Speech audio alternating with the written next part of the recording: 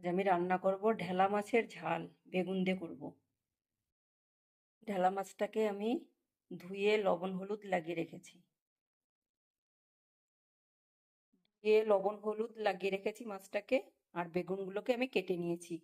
Half বেগুন দিয়েছি। শিলপাটায় আমি বেটে নেব সাদা সর্ষে, 1 চামচ মতন দিয়েছি। আর দিলাম পোস্ত। ওর ভিতরে আমি দিয়ে দেবো কটা কাঁচা লঙ্কা। এগুলোকে এবার এবার আমি ভালো করে বেটে নেবো। কড়াইটা গরম হয়ে গেছে, এবার আমি মাছটাকে ভেজে নেব।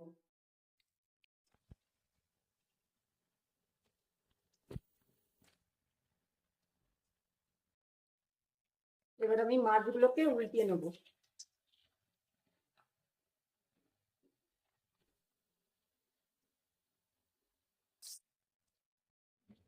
হয়ে গেছে আমার পোস্ত, সর্ষে আর কাঁচা লঙ্কা বাটা।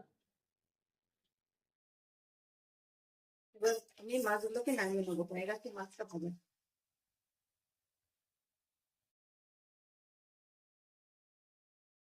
ওই তেলে এইবার আমি বেগুনগুলোকে ভেজে নেবো।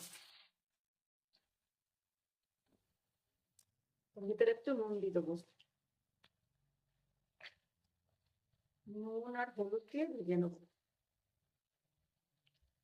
বেগুনগুলো আমার ভাজা হয়ে গেছে, এবার আমি তুলে রাখবো।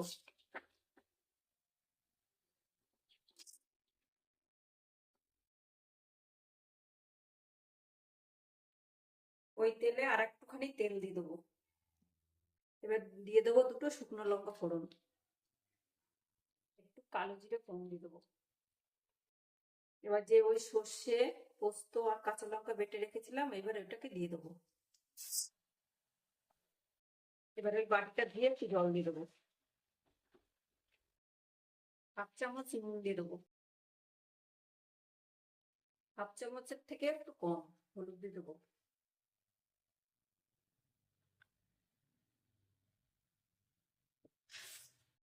ওর ভিতরে আমি কাশ্মীরি গুঁড়ো লঙ্কার পাউডার দিয়ে দেবো।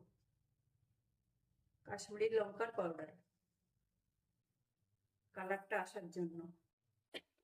মশলা দিয়ে তেল ছেড়ে দিয়েছে, এবার আমি জল দিয়ে দেবো পরিমাণ মতো। এটা ফুটানো জল দিয়েছি, উষ্ণ গরম। এটা আমার ফুটে গেছে, এবার আমি মাছ আর বেগুনগুলো দিয়ে দেবো। মিডিয়াম টু স্লো আছে, একটু ঢেকে দেবো 5 মিনিটের জন্য।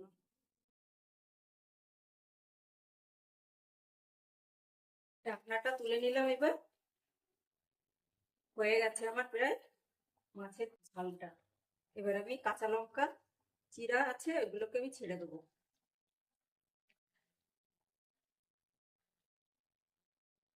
ওর উপরে দিয়ে দিলাম ধনেপাতা কুচি।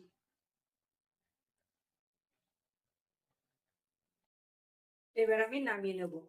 হয়ে গেছে আমার ঢেলা মাছের ঝাল বেগুন দিয়ে।